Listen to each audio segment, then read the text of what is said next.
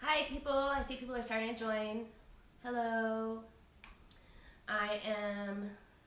Since I'm not going to be able to see your comments on the screen over there, I'm trying to get on here and stole my brother's phone so I can look at the comments on his phone.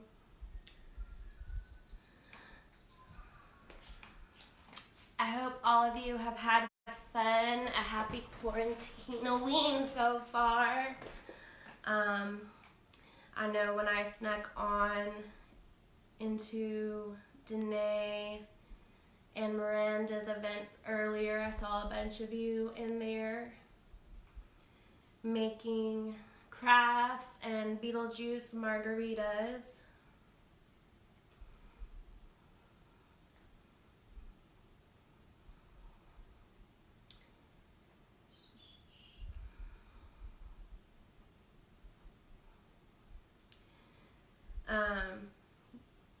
I'm more of the introvert of the spooky bitches. I'm like, yeah, I'm gonna read you a book.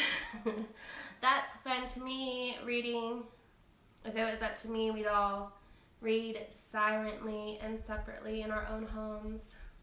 This quarantine has actually been really fun for me. It's like perfect everyday life, sitting at home, being left alone. I know Danae told y'all she was going crazy because she's an extrovert and she likes getting out and doing things and seeing people. If I could figure out how to see your comments, in a couple minutes I'll start the book. Just giving everyone time to get over here, and then I'll start talking about it and reading. And I'll introduce myself. I just assume everybody knows who I am. And I hope y'all can hear me.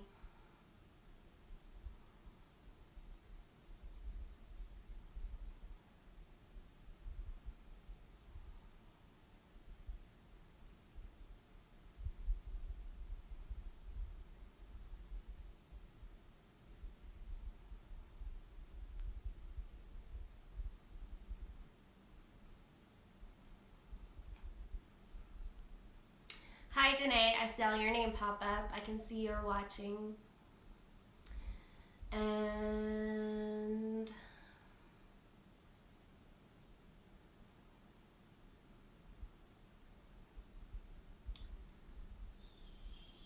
let's see discussion.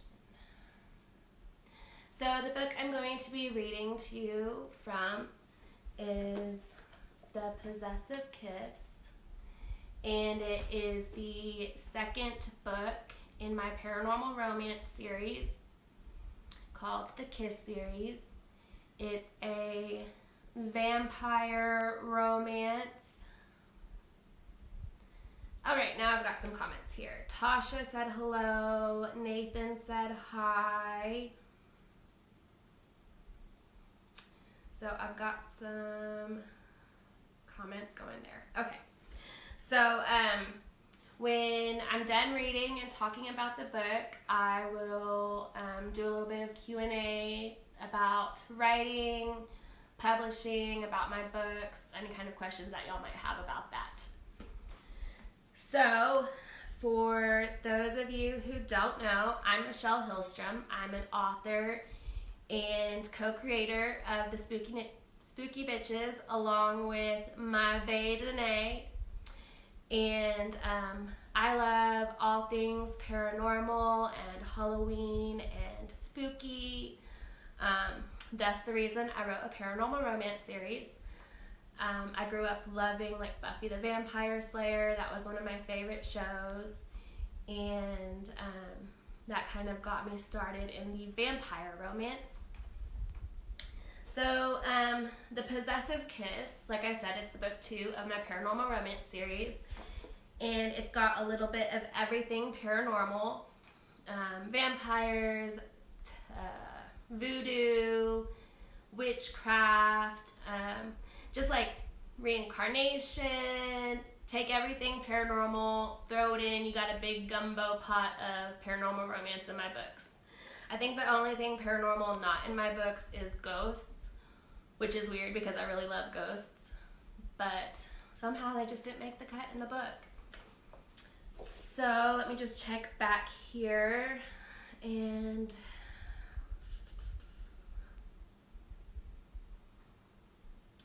okay, sounds great. Yes, bitch, hi Danae.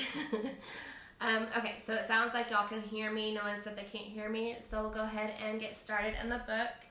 So the section that I'm going to be reading from, takes place during the antebellum period in Louisiana.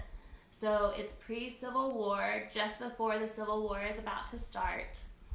And the two of the main characters are throwing a Halloween ball. So I felt that it was appropriate to read to y'all for Quarantine-o-ween.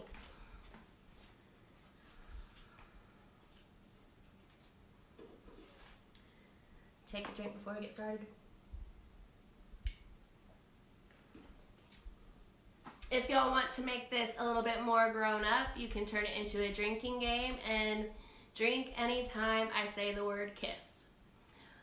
If you have little ears around, this book is PG-13, nothing too raunchy. So it is safe for little ears. I think kissing is as much as we're going to get in this section. And here we go. Unable to dissuade their charges, Hannah and Polly begrudgingly removed the corsets and finished the girls' hair before helping them into their outfits. Victoria would be wearing a very daring pink gown with black lace, black petticoats, and black gloves, all custom made for this masquerade. Her mask was also made of black lace and was studded with black jewels. Strands of the black jewels even dangled from the bottom part of the mask, tickling her cheeks. She fully intended to make Mr. Brennan find her completely irresistible this evening. Samantha was going for a much more subtle feminine look. Her gown was lavender with cream-colored lace and was swathed in ruffles and bows. Her mask tied about her head with lavender ribbon and had ornate bird feathers along the edges. The guests were already arriving, but due to the nature of the masquerade theme, the sisters were not required to attend in the receiving of the guests, as no introductions were made. Guests simply presented their vouchers upon their arrival. The fun of a masquerade was the anonymity of the participants. Cider was being served, and children were running about haphazardly, with trills of childish giggling trailing behind them, as they fought for their turns at the bobbing for apples game. Dinner would be served shortly after a decent time had passed to allow for mingling and for straggling arrivals. Victoria and Samantha glided hand in hand down the curved staircase that led out to the foyer. Though some guests stood about in the foyer, the sisters were not worried that being seen walking down the stairs would give away their identities, because many of their female guests would excuse themselves to go upstairs and powder their noses or take care of other inevitabilities throughout the night. A house slave stopped and offered the sisters some cider, which they accepted. They stood there in the foyer, chuckling at the antics of some of the children who were bobbing for apples in the connecting parlor. The young boy who was currently attempting to grab an apple was still very young, probably 5, and he was drenched from top of his corn silk hair to the midsection of his white starched shirt. The sisters wandered off after his determination finally paid off and he managed to capture an apple, which he produced proudly from the barrel with a triumphant cheer. Samantha and Victoria strategized amongst themselves what they thought the best approach would be to locate the Brennan brothers. The sisters entered the ballroom, The kaleidoscope of colors that swirled about the room assaulted their eyes as they took in the dancers. Even the men, who usually stuck to the basic black, white, gray, blue, or brown combinations, were decked out to be dazzling dandies representing every color of the rainbow. After allowing their brains a few moments to recover from the overstimulation, the sisters began to walk around the outskirts of the ballroom. They pointed out to each other the random people that they could recognize under their masks. By the time dinner was announced, however, the sisters still had not spotted the Brennan boys. Children were shooed away from the adults by mammies who would see to it that the youngsters would receive their own dinners and then be sent off to bed. For the adults, dinner was served in a buffet style, allowing guests to choose their own food and their own seats. Hundreds of candles and a roaring fire lit the room with a red glow. Food was spread out in an ostentatious display upon a table draped in black fabric which spanned the length of the room. Cooksey once again did the demures proud with her demonstration of culinary skill, including pork, fried chicken, roasted potatoes, corn on the cob, biscuits, boiled shrimp and crawfish, exotic fruits and vegetables, as well as an innumerable choice of desserts and beverages. Keeping with the fall theme, fall flowers, nuts, and pumpkins were displayed decoratively about the buffet table, peeking out alongside the various dishes. Small, intimate round tables, also draped in black, were set up to accommodate 4 each. These tables each boasted more fall flowers, a 4-tiered candelabrum that sat at the center on a base. Musicians played from a balcony high above the room. A giant golden opulent chandelier hung from the center of the tall, ornate ceiling. The sisters chose a table near the center of the eating area, believing that it would give them the best view of the guests that circled about. Halfway through their dinner, 2 men stopped in front of the sisters' table. Victoria grinned at them. The men bowed silently, and they sat in the unoccupied seats. One man was dressed in powdered blue velvet, and the other in a dusty rose. They both wore rather ridiculous hats that were over-embellished. Victoria felt her heartbeat return to its normal pace as she began to suspect that these were not the Brennan boys. One man began to speak, and her suspicions were confirmed, as his accent was that of the usual boring Louisiana dialect with no hint of brogue. The men talked of the possibilities of secession from the Union, should Abraham Lincoln be elected president in the upcoming election. The men bragged of how they would be valiant soldiers if the time came to fight in a war with the North. Samantha and Victoria had lost their appetite due to the unwanted companions, and their lack of respect for the possible lives that would be lost if the states did go to war. These men, unfortunately, were not the only men who would talk of nothing but the politics and threat of war. Victoria and Samantha overheard that topic of conversation more often this night than they cared to think about. The sisters racked their brains individually, attempting to create a diversion or another means of escape. It wasn't that they were not interested in politics and the effects of the election may have on their own lives, despite the fact that women could not vote.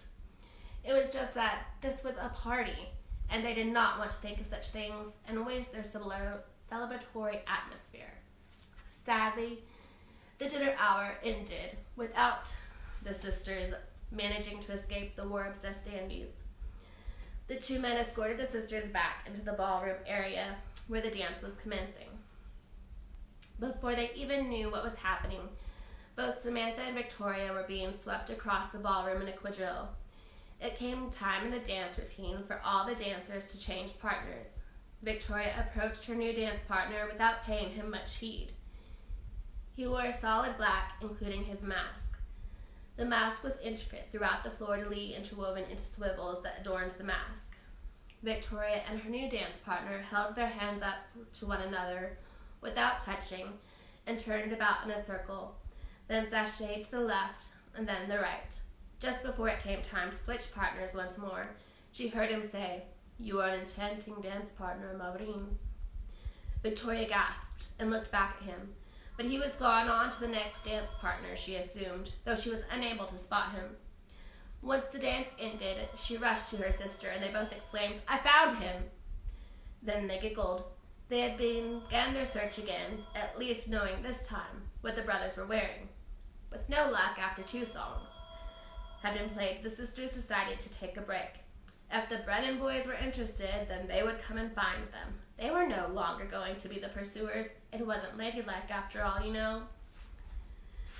The sisters decided to play a game in one of the rooms where their friends were participating down the hall in a dark parlor. It was a game in divination for young and married ladies that had to be played in a darkly lit room. The young woman would say a little incantation and hold up a hand mirror. The mirror was supposed to show the face of their future husband. It was Victoria's turn now, and she took up the hand mirror in one hand and a candle in the other. "Spirits whom here reside, it is time now for you to guide my future husband that is to be. Bring him now to me, and his image illuminate in this mirror for all to see." Then, there he was. His black mask image appeared in the mirror behind her shoulder. He smiled his devilish smile. Victoria inhaled sharply, for she had been skeptical about the authenticity of this game and its valid results. She turned about abruptly. "Did you see that? Was he here? Where did he go?" she asked the girls who stood around in the room or lay sprawled out in chaise lounges, awaiting their turn. "What is it, Tori? Are you all right?" Her friends gathered about her. "He appeared in the mirror. Didn't you see him?" "Oh, really, Tori, you know this is just a game." "Yes, of course," she sighed reluctantly. She was still not entirely convinced that she had not seen him. "Let's go back to the ballroom, Sam," she urged. Victoria had barely entered the room when she was seized by a pair of arms and found herself waltzing across the floor. She should have known it was him during that first dance before he had spoken to her. Sparks flew between them as they danced, and Victoria could feel tingles where their bodies touched. She inhaled his scent, that intoxicating combination of earth and sea, which made her think of Ireland. Maybe it was just because that was where he was from, but each time she smelled it, she pictured him wandering along a rocky cliff, looking out to the ocean. "I've been looking for you," she told him. His lips turned up in his devilish grin, and his brown eyes melted into molten chocolate. "Is that so? Why would that be, doll? Have we met before? Surely I can never forget a lovely lady such as yourself." She smacked him on the arm. "Cut it out, Wesley. I know it's you." "I'm sorry, but who is this Wesley that you speak of? He must be a fine specimen of a man if you have been searching for him so frantically all evening." He's all right, I guess. 2 can play this game," she thought. "Nothing that special, though." Wesley sputtered, All right, I'll show you all right." He grabbed her hand and led her off to the dance floor. He scanned their surroundings, making sure that no one was paying too close attention to them. He continued on, leading Victoria out of the ballroom and onto the veranda. Glancing around once more to make sure that they were alone, he swung Victoria around to face him, clasped her face in his 2 hands, and kissed her. Hard. A kindling fire ignited deep within each of them as their lips interlocked. The spark that they felt was magnetic, making it impossible for Wesley and Victoria to draw apart from each other. Wesley's thumbs traced down the sides of Victoria's cheeks, and he drew her in closer. Their lips parted, and Victoria gave a small gasp as she felt Wesley's tongue lip her bottom lip. The jewels that hung from Victoria's mask added another level to the sensory overload that she was experiencing from this kiss as they tickled her cheek with each ebbing and flowing motion of the kiss. The kiss deepened and grew more fervent as their hands explored one another. "Why, Miss Demure, you're not wearing a corset." Wesley mused in between kisses, and they both grinned as their lips returned to their exotic dance once more. Wesley backed Victoria up to lean against the shadowed wall of the house. Wesley's hands became more adventurous, and Victoria suddenly understood why society was so adamant the need for women to wear corsets. The way his hands felt on her, now that there was no corset to provide a barrier, was absolutely sinful. Wesley's timing in moving their tryst into the shadows was perfect. Several couples walked out onto the veranda. They were laughing and teasing each other about their outfits. The appearance of the other partygoers served as a reality check. Victoria and Wesley broke apart and laughed nervously as they realized how close they had been to getting caught in a very compromising position. They took a few minutes there in the shadows to calm their breathing and straighten their attire. Once they were again presentable, Victoria motioned for Wesley to follow her around to another door that would allow them a private and non-suspicious entrance back into the party. Just as the couple was entering through a private doorway that led into Mr. Demure's study, Victoria heard a familiar shrieking howl from out in the garden. "Damn cat," she thought, but then shrugged it off as she remembered that they don't have any cats on the property. She assumed that it must have been a cat from a neighboring farm. Perhaps it was even a pet of a guest. Though Victoria and Wesley were now safely inside, they would not be in the clear until they made it back to the party without anyone seeing them there, confined in that small space without a chaperone. "You go out ahead of me and I will follow you in a few moments," Victoria instructed Wesley in a hushed voice. Wesley took off his mask and awarded Victoria with another mischievous grin. He grabbed her about the waist and drew her into him once more, removing her mask too in order to allow him a better view of those blue eyes that he found so enamoring. "Nuh-uh, I'm not going anywhere, Maureen. Not until you admit that Wesley Brennan is far better than all right." Victoria sighed heavily in mock frustration. "Fine, Wesley Brennan is far better than all right." Wesley was planting tiny kisses along her jawline and down her neck as she said this. "I still think that you can do better than that," he mumbled into her neck. "Wesley Brennan is satisfactory," she teased. He pulled back his lips mid-kiss and gently bit down into her neck with a growl of displeasure. Victoria let out another laugh. Okay. Truth is, Wesley Brennan is the man of my dreams and far superior to all others. Wesley drew back and let go of her. "There, much better," he exclaimed and placed a chaste kiss upon her lips before turning and walking out the door, quickly tying his mask back into place and heading back to the party. "Rogue!"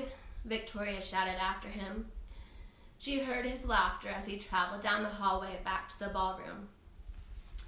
Moments later, Victoria snuck back into the ballroom with her mask once more securely hiding her identity. "Where have you been?" Samantha popped up beside Victoria immediately upon her entrance. Victoria's hand flew to her chest as she fought back a yelp of fear. "Lord have mercy, Samantha, you just nearly scared me half to death." "Oh, sorry. I've just been looking all over for you, and you are nowhere to be found.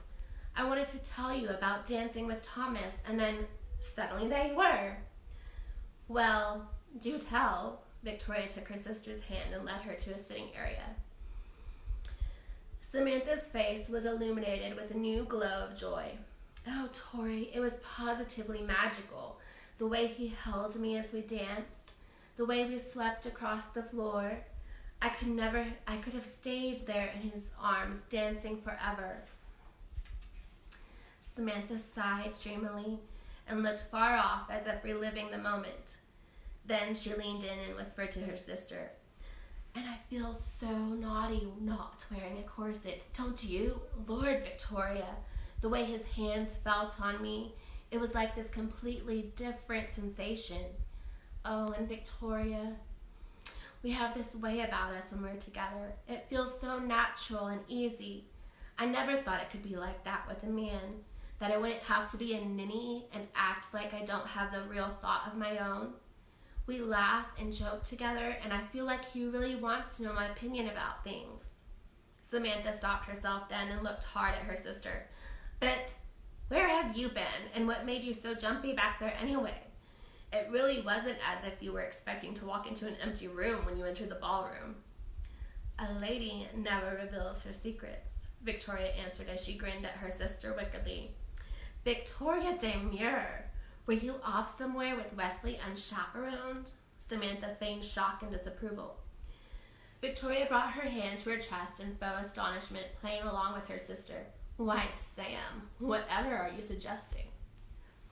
"Well, my dear sister, I'm suggesting that the reason you were so jumpy is because you were sneaking back from an intimate clandestine rendezvous with Wesley." The only answer that Samantha received from her sister was a knowing grin.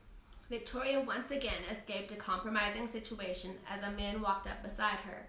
Had Victoria elaborated about her excursion with Wesley, the man would have undoubtedly overheard Victoria looking up at him. Victoria looked up at him. "Miss Demure, may I have this dance?" Christopher Worthington held his hand out to her entreatingly. "Christopher." She stared at his hand, then up at his face questioningly. "Please?" he asked again. "I want a few moments to talk to you." "I don't know that it would be proper for us to dance together. And what about Lydia? I am quite certain that she would not approve." "Lydia excused herself to go upstairs. And besides, everyone is incognito tonight. The rules are more lax to where propriety is concerned." He thrust his hand out to her again. With a sigh of resignation, Victoria took his hand and begrudgingly acquiesced to his request. After waltzing about the ballroom silently for several minutes, Victoria finally asked, "What did you want to talk to me about, Mr. Worthington?" She had desperately hoped to get through this event without a confrontation with him or Lydia. She may have been over the situation, but it did not necessarily mean that she was ready to forgive him or have any kind of conversation with him. And she definitely was not ready to be friends with him, which made this dancing thing a bit awkward. He paused, and Victoria saw his jaw working nervously behind his mask. "Tori, I just wanted to tell you that I'm sorry. I'm sorry for the way things happened. I'm sorry that I hurt you, and I'm sorry that I'm engaged to Lydia and not to you. I wish I were with you still. I've missed you." Christopher tried to draw Victoria in closer to him, and his hands began to creep up higher on her waist. It would not take long for him to notice that she wasn't wearing a corset. Victoria stiffened and scooted out of his embrace, returning to a more suitable distance, which required Christopher to place his hands back in an appropriate location. She sniffed and lifted her head confidently. "Mr. Worthington, last month those words would have probably meant the world to me. As it stands now, I accept your apology, but you must know that I no longer carry a torch for you. I have moved on, and I suggest that you learn how to live with the choices that you made and be happy with it."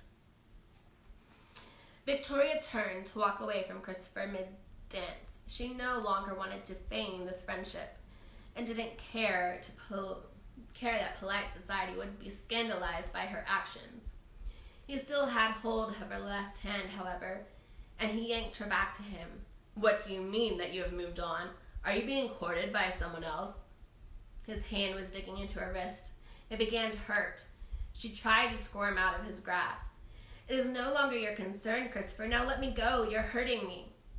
Alarm appeared in Christopher's face as this registered with the more sane part of his brain. He dropped Victoria's wrist. "I'm sorry, truly. I guess I was just surprised, and not really that the fact that someone else is calling on you. I always knew that one day someone would challenge me for your actions. I just wasn't prepared to hear it tonight. I wasn't prepared for how much it would hurt to hear you say it. I guess we're even now, huh?" With his head bowed like a reprimanded schoolboy, Christopher walked away. Victoria watched as Lydia joined him, or Victoria assumed it was Lydia. She couldn't be sure. Christopher kissed the woman's hand as she came to stop him beside him. It was true. She genuinely no longer had romantic feelings for him. As she watched him with the other woman, there was no pain or pangs of jealousy. She simply wished him happiness as she would any old friend. As she stood there in the middle of the dance floor, watching her ex-beau, A large pair of arms wrapped about her waist from behind. She breathed in the now familiar scent of earth and sea that was his and his alone, and relished the feel of his arms around her. Wesley swung her about to face him and began to sway her from side to side in time to the song. The song ended, and the band leader announced that it was now time to reveal himself and remove the masks. Everyone gathered about the center of the ballroom and began the countdown.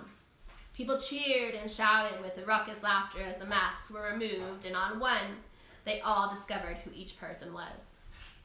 The hour was growing late, and the guests had begun to leave just after the reveal, which left the dance floor sparsely populated. The Brennans would be staying the night as the demure guests. The orchestra no longer played group dance songs as the evening wound down, which pleased Victoria and Wesley due to the fact that they would not have to worry about changing partners, or even acknowledge any of the remaining guests about them. They just stayed there in each other's arms, spinning about the floor and gazing into each other's eyes.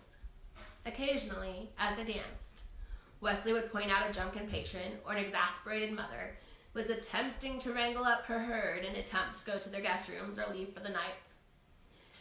As he pointed out these antics, he created short anecdotes to go along with what they witnessed. Victoria would then reward Wesley with her melodious laugh and the sparkling smile that he adored, more than he knew how to tell her. The two also discussed the relationship that was growing between their younger siblings, who also continued to dance about the room. They agreed that the two made a good match, and that they had not seen either look so happy before. Victoria and Wesley continued to dance and talk like this until the orchestra finally quit playing. The night had drawn to an end. Samantha, Thomas, Wesley, and Victoria climbed the stairs to the third floor. Thomas and Wesley were in a room at the very far end of the hall from the sisters, so they deposited their ladies at their bedroom doors with a polite good evening and a brief kiss on the hand. Almost as if on cue, Hannah and Polly opened the sisters' doors and dragged their charges to be safely tucked in bed with their reputations intact. Even as the Demures and Brandons were settling into a safe and restful sleep, guests from the party were out on the road, slowly dying from the bloodletting disease, marked by the lonely yowl of a stray feline. And that's the end of the chapter, guys. Thank you for those of you who stuck around and listened. Let me look at your comments real fast. So, this book, The Possessive Kiss, it's part 2 in the series, but it actually goes back in time and reveals how the main characters became vampires. So most of book 2 happens prior to their change to vampires, and then explains how they went from human to vampire. And the bloodletting disease, as they call it, is what the farmers and plantation owners were referring to large amounts of deaths that were happening at their time when the vampires began feeding. So anyways, does anybody have any questions about writing or about the books, about publishing, if you're interested in becoming an author? Cynthia, the series is called the Kiss series. The books are The Faithful Kiss, The Possessive Kiss, and A Kiss of Betrayal. And I will post links on where you can find them and where you can learn about me and the book series. They are available on Amazon, paperback, Kindle Unlimited, ebook. And now I'm also doing a giveaway, which will be the 3 books, The Faithful Kiss, The Possessive Kiss, and A Kiss of Betrayal, signed And so if you want to enter that giveaway, drop down in the comments and tell me who your favorite vampire is. In fiction, movies, television series, whatever. Just tell me who your favorite vampire is.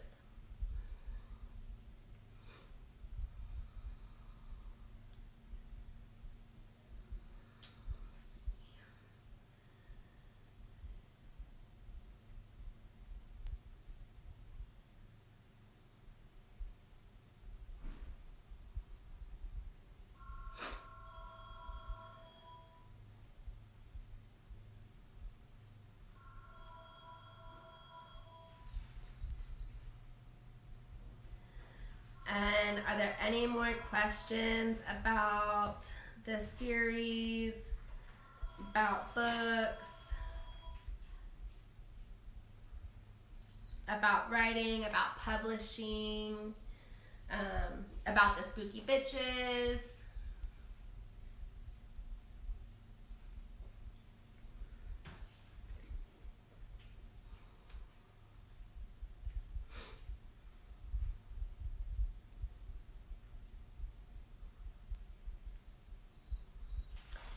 See, Radu, Lestat, Louie, Mavis from Hotel Transylvania. She's one of my favorites too.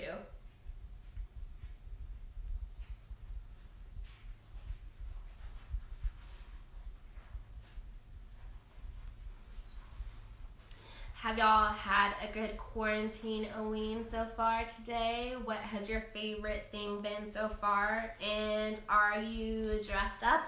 Did you wear something Halloween? Are you in a costume? Did you enter our costume contest? If you don't know, we do have a costume contest going on in the event. So be sure you post a picture of your costume.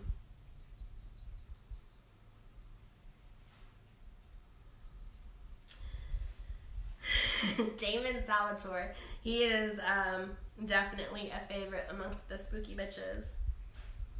Was it hard to get published, and how did you start?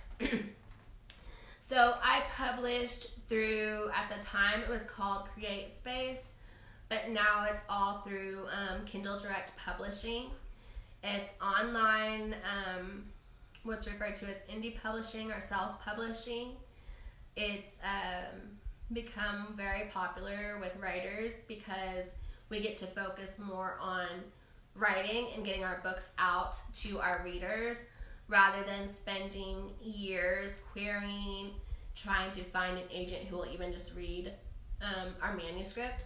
So I went through Kindle Direct Publishing, and it's all it's publishing for dummies, very easy, step by step. And I started writing as a very young kid. I would write down just whatever stories came to me. And my cousin Laura and I kind of wrote our very first book when we were, I guess, 11 or 12.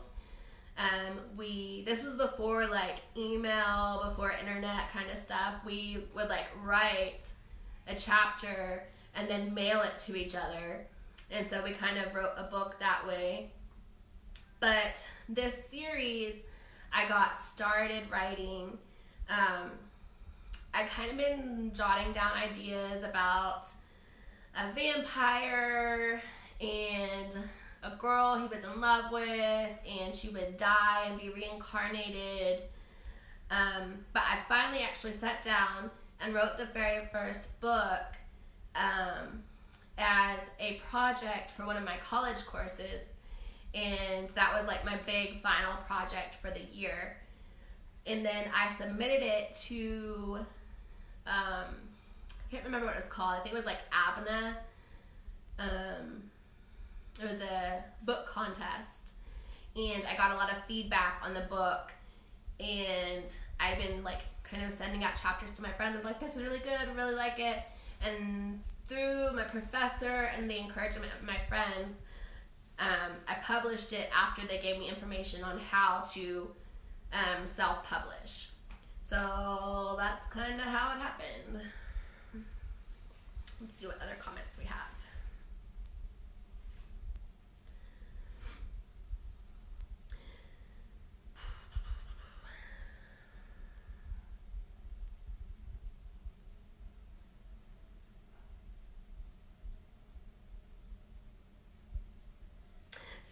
Spike, I love Spike.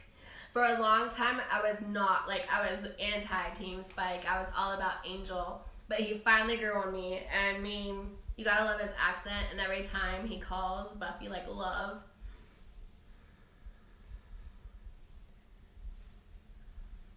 I want a margarita too. I was going to, when Miranda was doing her little presentation for you guys earlier, I was wishing that I could go out and get some margarita stuff. I don't have any here at the house. And I have, guys, okay, so I'm an introvert and I love being home alone and like not being bothered by people and just doing my thing. Candace, you're very welcome. And tell your son, like, he can always message me on my author page, which I will share down in the comments if he has questions. And there's lots of writing groups in the area, which I can also point you guys if you have questions about writing. There are the NaNoWriMos of Lubbock. There's Write Critique group. There's, oh gosh, I can't remember, I think like Write Stuff or something like that, that meets at coffee shops on Sundays. Obviously no one is meeting right now except for like virtually, but during normal times, a lot of writers in the area like to get together occasionally to bounce ideas off of each other and write together, because writing, I mean, most writers are introverts, but it's just nice to get together and kind of soak up that creative energy from fellow writers. How do I motivate myself to keep writing? That's a very good question, because it's something I struggle with sometimes. There's a thing called, and now I can't think of what it's called, imposter syndrome. That's the word. It's something I struggle with, and it makes writing hard. But I think it's also hard not to write if you're really like, if writing is part of who you are as a person. You just kind of have to, you get these things in your head that you have to put down on paper or on your computer or whatever. But I think what motivates me to keep writing when I'm struggling or when I don't really want to write is having the companionship of other writers, kind of like being able to talk to them about, hey, this is what I'm going through right now, and they're like, oh yeah, I totally get that. And knowing that, or even knowing that there are people out there who want to read my stories, that's, I send stuff to my friends or my parents. My mom does a lot of beta reading for me, and giving it to them and saying, hey, yeah, that was actually pretty good. I really like that. I want to know what happens next. That encourages me to keep going, like, okay, I don't suck as bad as I thought I sucked. That's actually kind of cool. They like this story. So, I hate to say that it's like my motivation comes from outside of me sometimes, but sometimes you need that push, that people enjoy what you're doing. Kind of like, doing live videos, or when we do our YouTube series, we like knowing that there's people actually out there that enjoy it and are excited about it like we are. But otherwise, just if writing is something you want to do, then you have to know that you actually have to write. That's something a lot of people will ask me, like, well, how do I start writing? Well, you have to start writing. There's no, if you want to write, you have to write. And that's the first step, is writing. Putting down your ideas. What do you want to write about? What kind of stories do you want to tell? And just, starting there, saying, okay, this is what I want to write about. This is what I want to happen. And if you kind of create that kind of outline, then you can grow from that, and suddenly you have, a chapter or half a book, and you just keep going from there.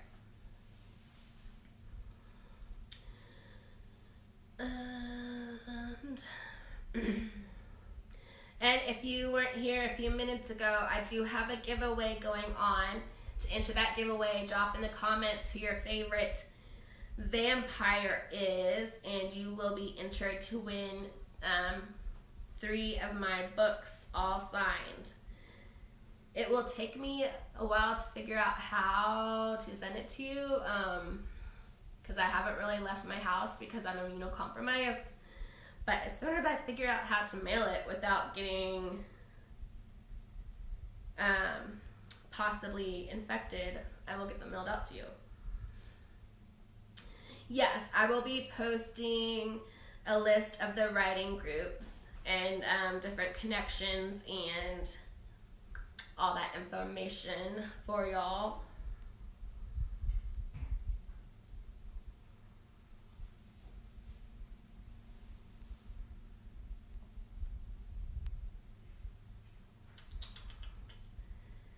Any other questions? If not, I want to tell y'all thank you for sticking around and listening to me. I hope I wasn't too monotone. I know that it can be hard listening to someone just read. I hope you enjoyed it.